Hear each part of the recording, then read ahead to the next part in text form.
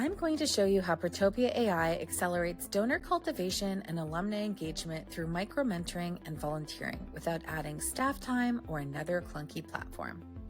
Guided by Protopia's AI, alumni and/or students prompt a connection by simply submitting a question representing the type of guidance they're seeking. It then identifies the intent of the question and refines it to ensure a connection. No profile creation, no platform, or heavy staff lift. Protopia then targets 15 to 20 highly relevant alumni from your community based on uniquely weighted factors, including things like professional, geography, and affinity data. The request is then served via email with the opportunity for your alumni to respond, pass, or refer to a fellow alum. This all happens within 24 to 48 hours and results in thousands of connections per year. And because Protopia indexes toward historically unengaged alumni, your fundraisers quickly unlock new pools of prospective donors and gain the insights needed for highly personalized outreach. If you're curious to learn more, join us May 7th to see how Western Washington University is using Protopia AI to turn alumni into volunteers, mentors, and first-time donors. Visit protopia.co to register.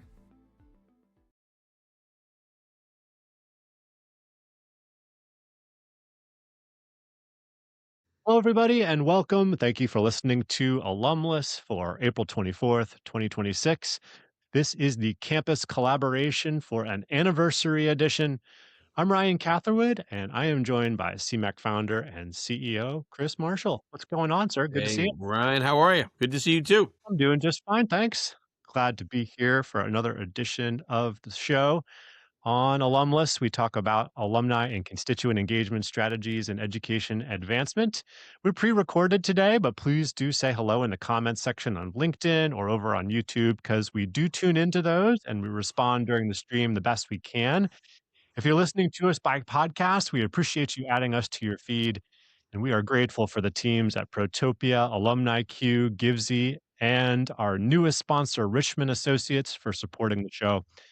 Kris, we've talked about campus collaboration over the course of Alumless the last 4 years, certainly different times. But today we're going to focus on the idea of campus collaboration around an anniversary event, which is a really important, and it doesn't come about very often, by its very nature.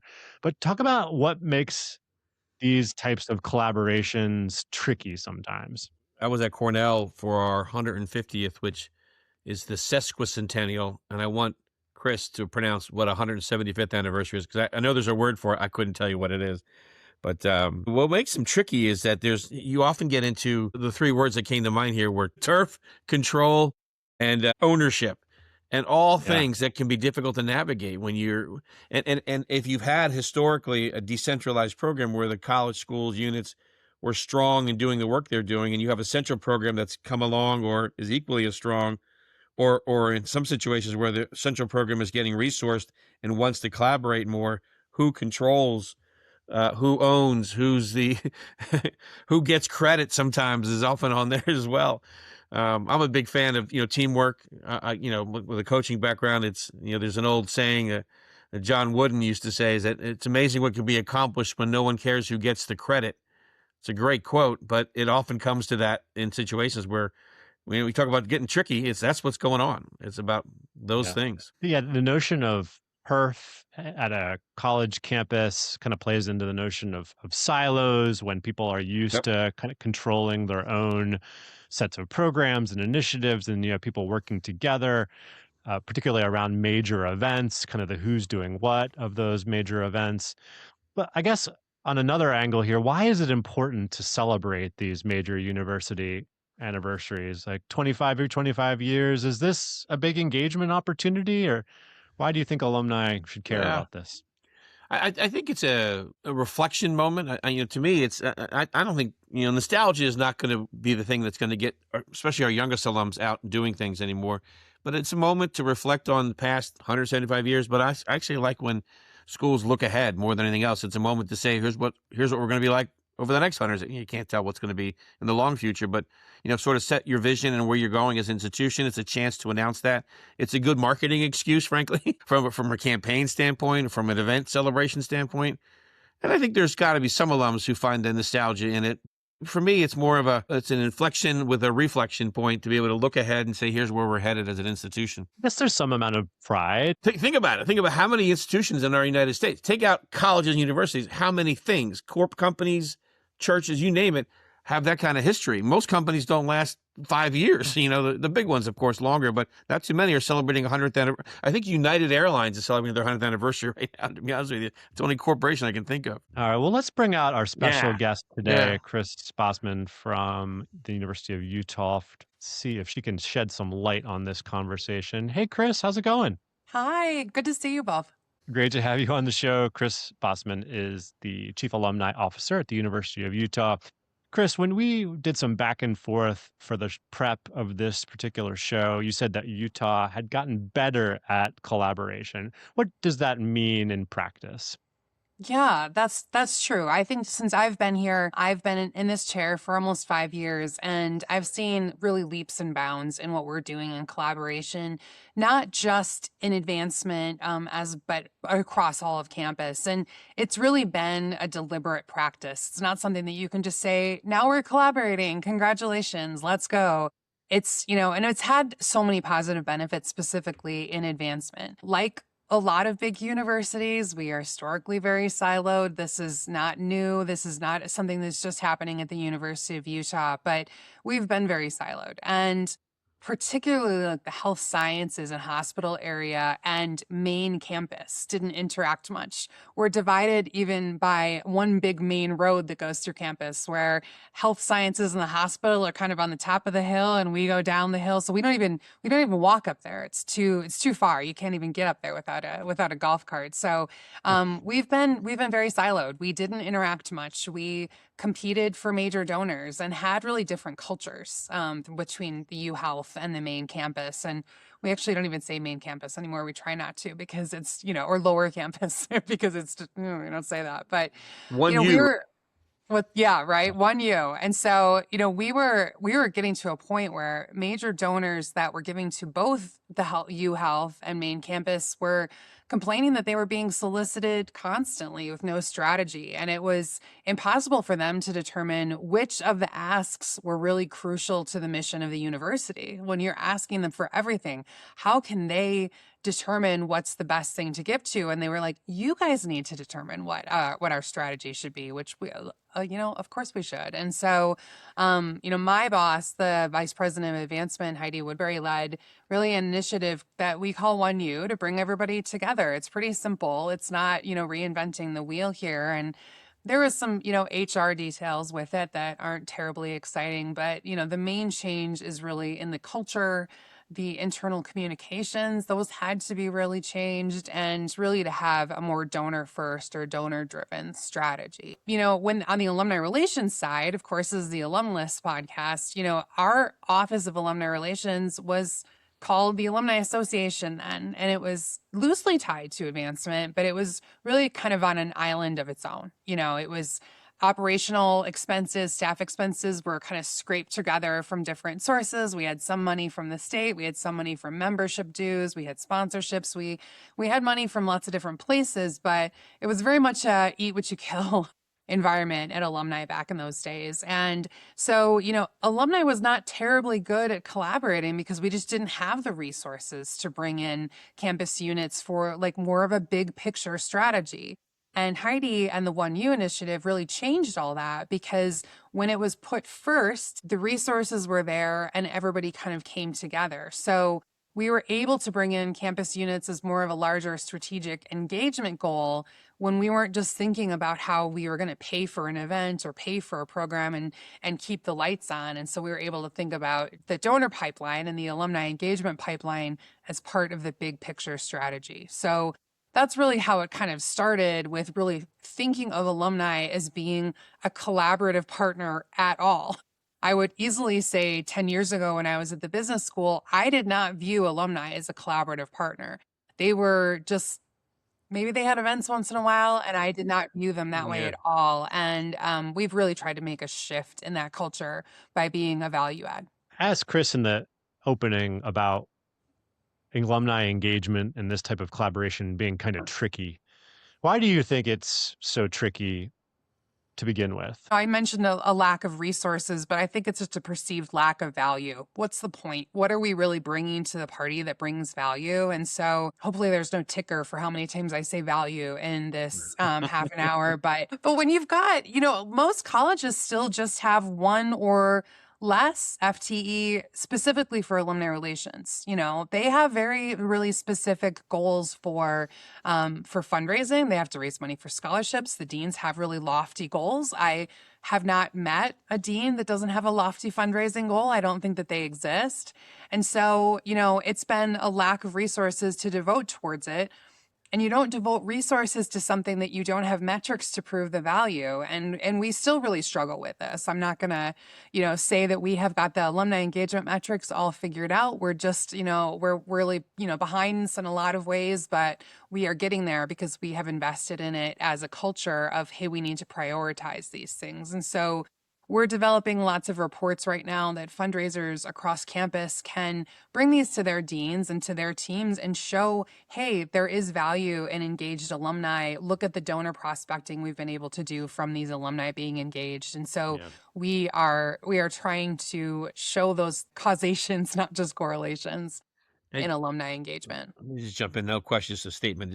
We've done some work and did a full review. We got to look under the hood, and you were incredibly generous with the time, letting 3 outsiders come in and say, "Hey, what's going on?" And what we found was an amazing program, frankly. And kudos to you for your leadership in that. What you've done is made your office and operation and the whole function of alumni engagement relevant on your campus. So that's a huge win. I mean, I know you have many other hills you want to climb and things to conquer, but you've done such a great job over the last few years getting to this point. So kudos to you. Let's talk a little bit about the 175th anniversary, because it sounds like it's a major moment that you all have an opportunity to engage folks all over campus with big signature initiatives. Just talk a little bit about what makes it different maybe from other past campus-wide initiatives, or what has made working with your campus partners kind of special in this 175th anniversary campaign. What is the term for 175th?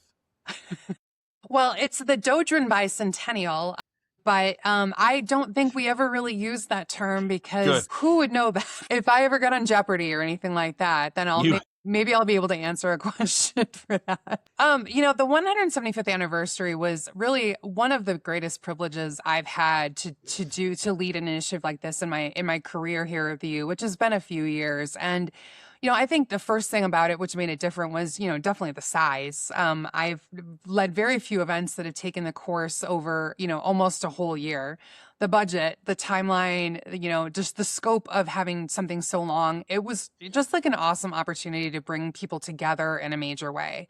No one involved that I worked with had any memories of the 150th. And so, it was really a clean slate. There was, one of the quotes I say all the time is from the movie Grease, where it's, the rules are there ain't no rules. We didn't really have rules. Like we weren't given any sort of real direction, which, bless my university president for that. He was just like, I trust you, go do it.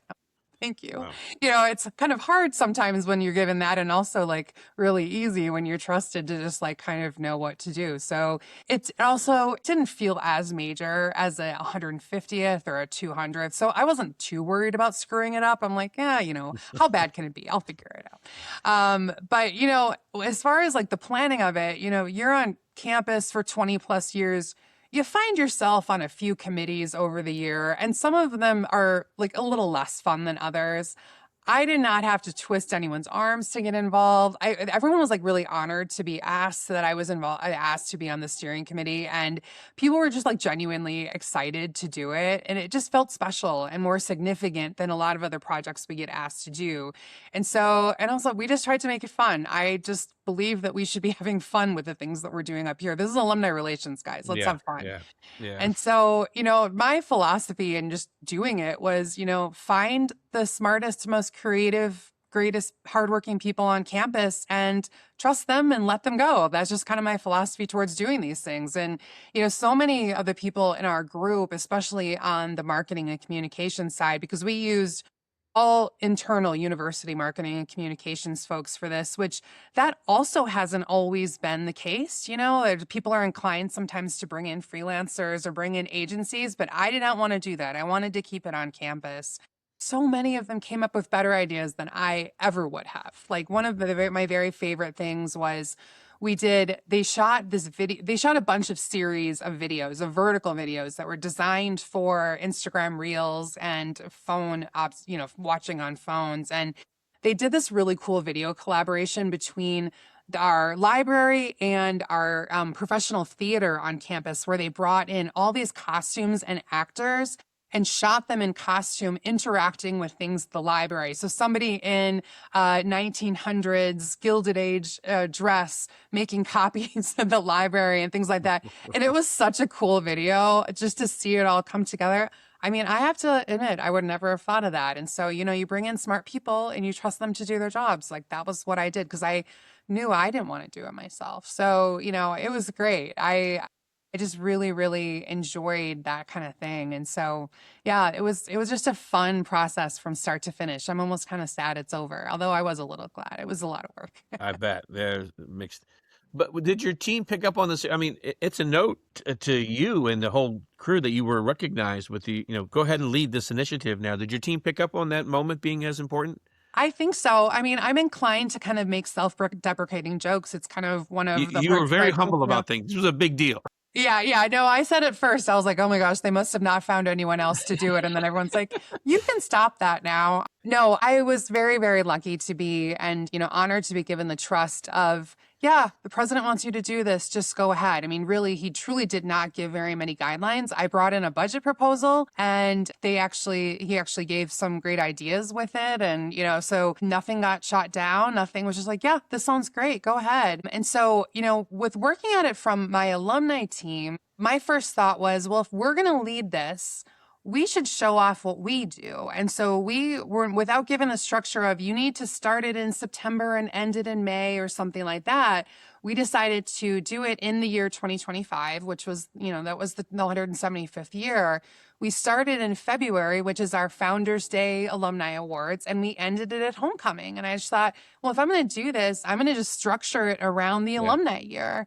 And so that also gave us the ability to not create 12 million new events, but really tie it to all the events that we already did, which was just so much more efficient, brought so much more publicity and importance to the events that we already did. And it just seems like a no-brainer to me. So, I don't know, maybe that wasn't the right way to do it, but that was the way I was going to do it. So cool idea. Really, I like that. Yeah. And you mentioned a couple examples and you used the video example, but other units used on campus to sort of celebrate this big moment. Anything come to mind? Any highlights? Oh, yes. We really, with the first thing that we did was really think about all of the different audiences that we would want to celebrate it, right? So it wasn't just alumni, of course, it was staff and faculty, it was students in a really big way, and then community. So we kind of structured it along, the natural progression of the year because we all work in higher ed. There's seasons to everything. And so, focusing on alumni around Founders Day and then lightly on students in the spring around graduation, we really did quite a lot. And then we also did a big faculty event in the spring that was called Red Talks that we ripped off of TED Talks. Red's our color. And so that was easy to do. And that was amazing because everyone liked it so much. The faculty office, no one had paid much attention to the faculty office, but it happened in April, just when there was a lot of things happening in the federal government with research funds being cut. And so it was really, really timely, like, hey, faculty is doing really important research. It can impact your life. And so everyone loved it so much that we're doing it again every year now. We're putting it at homecoming now. So that's, another way to tie it to alumni. But we just used it to tie to so many extra things. And it was a really efficient way, I think, to use our budget that made everyone else's events better. So there was a big, student concert in the fall called Red Fest. We have it every year. So rather than using a local band, I gave them some of my budget and they were able to bring in a national touring artist and make it into a really big thing. We had, there's always this arts bash every year, and the College of Fine Arts, I gave them money. They got t-shirts. They used swag. So they made their event better by just We Yeah. just called everything. Collaborate. We're just 175ing everything. Right. Yeah. So, What was the band? Can you share who the band was? oh yeah, it was Neon Trees. Heard The lead Yeah. singer is from Utah, and so they've got kind of like a nice local connection, but they've had a national presence a little bit. So Cool. that was That's really great. fun because Red Fest is generally just like kind of an up and coming local band, but it was just like, oh, it's what? Yeah. So Very we cool. tried to be really, really efficient with some of those things. And then we use the same stage and all of the same branding that we did for our big final community event. So we saved money there too. Tried to pool as many resources as we could. So there was a lot of things, the 175 brand got on all of the move-in week t-shirts, right? When all the students came back. And so they saved money by not having to buy t-shirts because I paid for them. And then it got on the 175 was all over it. So we really got a lot of mileage over putting the logo on everything. I could see Great. the disappointment on Chris's face when you did not say it was a Journey cover band that was playing there. Maybe next year. Maybe for We're the actually going to see 200. Journey in June this year. They're playing a farewell tour. I don't know who's in it still, but we're seeing Yeah. Journey this Love summer, it. taking the kids. All right, well, we're going to take a quick break and we will be right back with Kris Bosman from the University of Utah. What if you could guarantee that tomorrow would be better than today? That the work you're doing will have an impact, not just in this moment or in this year, but a true and lasting legacy of positive change? What if you had the ability to inspire those around you to make the world a better place? To right the wrongs, to address injustice, and to celebrate and amplify the good that happens every day. There are millions of people who want to be part of change, but just haven't been asked. They're out there. We're sure of it. How does it feel to make a gift that changes the world? Well, magical. We're building technology to help donors support the organizations that they love the most. Whether you give a little or you give a lot, your impact is felt. And together, we can make tomorrow better than today. We're version 2, and we're reinventing technology that reimagines what's possible in fundraising.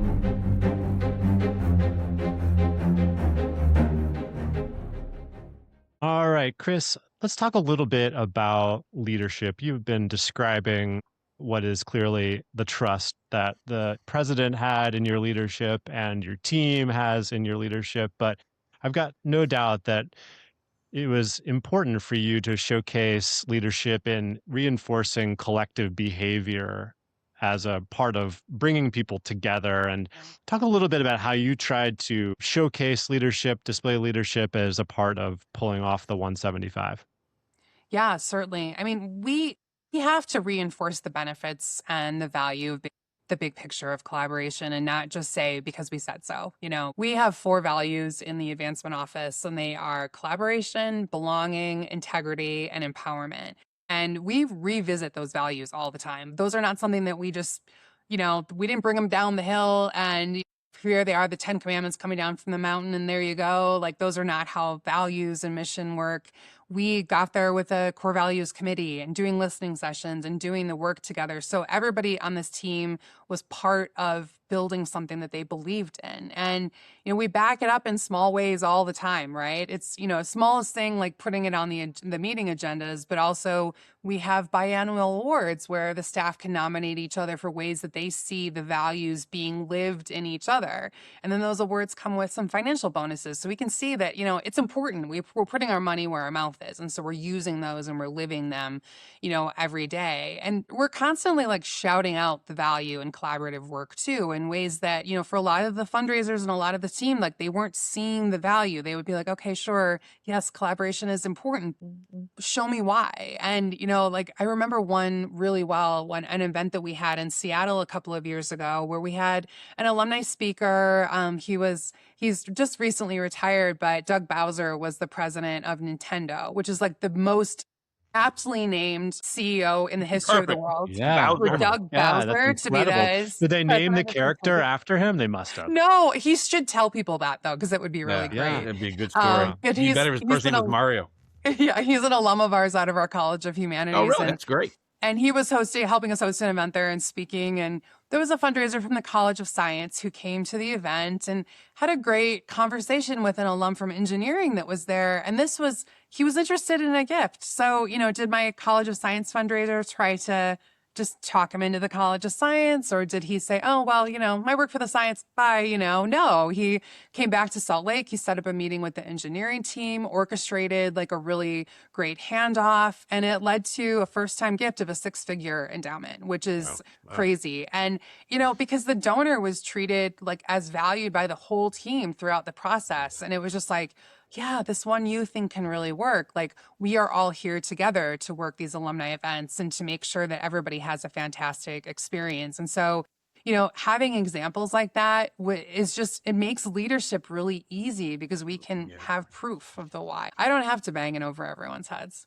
It's a really good example of an integrated advancement approach, and in a strategic way, not accidental. I mean, that's something that you sort of trained and behaved in a certain way, which is wonderful. Let's take it a little broader across all the, not just 175th or events, but ensuring that there's consistency in the alumni engagement experience is an alumni-centric view. Like, from the alumni side, is it even possible to ensure in a decentralized environment?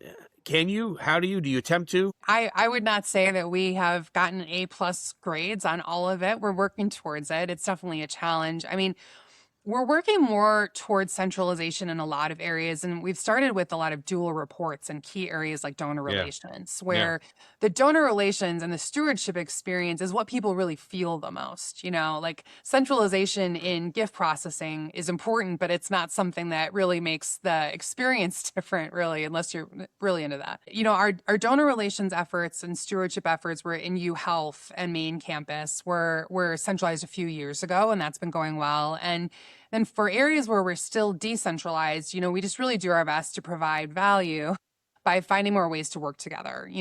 One thing that we've done really well in the last little bit is work with athletics. And we have a really good partnership with the Crimson Club team. The Crimson Club, of course, is the fundraising arm of the athletics department. We've had successful branded events at home tailgates for the last couple of years. And also this past bowl season in Las Vegas, we were in the Las Vegas Bowl, and we really put our teams together and achieved what we needed to within a combined event. Really, for the first time, it's been always just like, well, alumni does the tailgate. I guess we'll show up if we want to. But we literally were in the same building. Now, the Crimson Club had a small VIP event on the 3rd floor. And then when our main event started, they started coming up to our event. It was one big event, and it was really fun because you didn't need to have separate events. People don't look at things that way. People look at the U as being one place, especially from the alumni perspective. The stuff we create means nothing, right? No. And so, it was so simple, and we worked together as a team. It eased the burden internally, and it made it so simple externally. And so I think that when we have more examples of this working, it makes it really simple. Just underscore that for a second. You've been there for 20 years in athletics previously and 5 years in the role. But this is the first time that happened in 2025, right?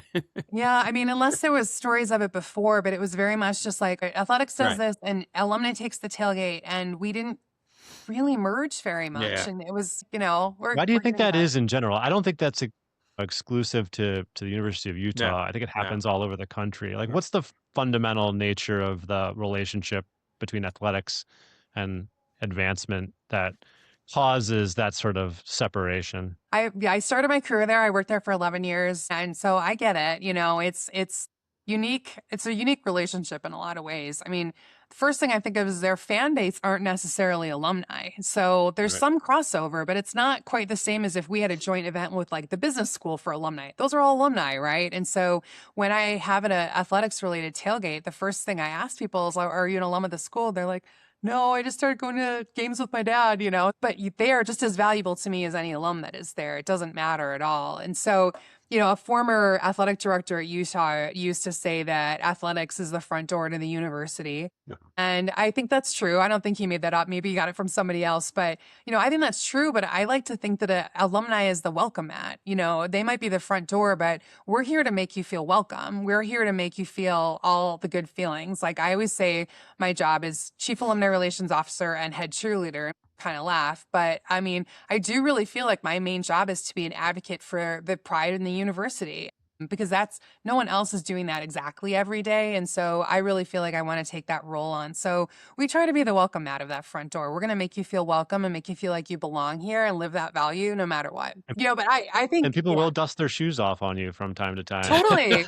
We're fine if it's a little dirty. We can handle it. We're tough. Athletics is challenging. I mean, I would say that the biggest challenge to everyone is the changing landscape of college athletics. And I didn't think there would be a bigger bomb thrown on athletics than NIL until the revenue sharing thing came around. And here we are, I probably talk with alums about athletics 10 times more than any other thing. I mean, that easily. People are interested in it. They think it's so interesting, and everyone has an opinion about it. And some of them are not great, and it's not anyone's fault. It just is the scope of what it is. I mean, nobody blames the players for taking the opportunities that are there now, but it really just more in the days of what college athletics used to be. Well, there's another thing related to athletics. Well, last question before we go to the break here.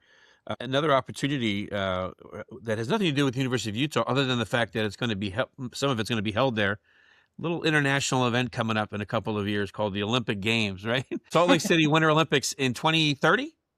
34. 34. So there's 2030 and then 2040. Yeah, we got the Olympics in Los Angeles, right? Los Angeles in 28. The Winter Games in 30, or I don't know where those are, but 32 Olympics summer. They're in Europe somewhere, but I forget where. France, maybe. Right. And the 32 summer games, and then it'll be the 34 winter games. Yeah. So it's not that far away. I mean, it's 8 years, but it's going to come quick. It's going to be here before we know it. Got to be exciting, right? I mean, were you around last time the Olympics were there? I was. I was. I worked in athletics then, and they basically shut down the university for a month. And I was lucky enough to get a job at the Delta Center, which is where the speed skating, the short track speed skating, which is so fun, and the figure skating was, and I ran the video boards, and it was the most fun job. Like, I was really, really lucky. On their campus outside their football stadium is the Olympic rings and where a torch was. I mean, it was really, it's really special. Yeah, the Olympics is going to be a big focus for the campus in the next little bit, and our president has even said, we want the University of Utah to be the home for Winter Olympics athletes. We have many athletes that are either students or alumni that came through here. Obviously, this Salt Lake area has kept up many of the training facilities, and as long as we have enough snow, we can train on everything here. I think that you will see. We just hired a new vice president that'll just handle just the Olympic build out and everything. It'll be a really fun thing. Yeah, very cool. Wow, that sounds like a pretty cool job. Yeah. Ryan, bring us home. Tell us who's coming up next. Yeah. Coming up next on Alumless, we have Margot Powell, who is the Chief Advancement Officer at La Trobe University in Melbourne, Australia. That'll be on May the 1st. And then we have Scott Rosevear, who is the Vice President of Advancement at Bucknell University on May the 8th. We've got a couple of advancement VPs coming up, but those will be good shows. Thanks, everybody, for tuning in. We'll be back with Kris Bosman on the bonus edition of Alumless on the podcast. If you are a podcast listener, we'll be right back after the break. Thanks, Kris. Well done. Thank you.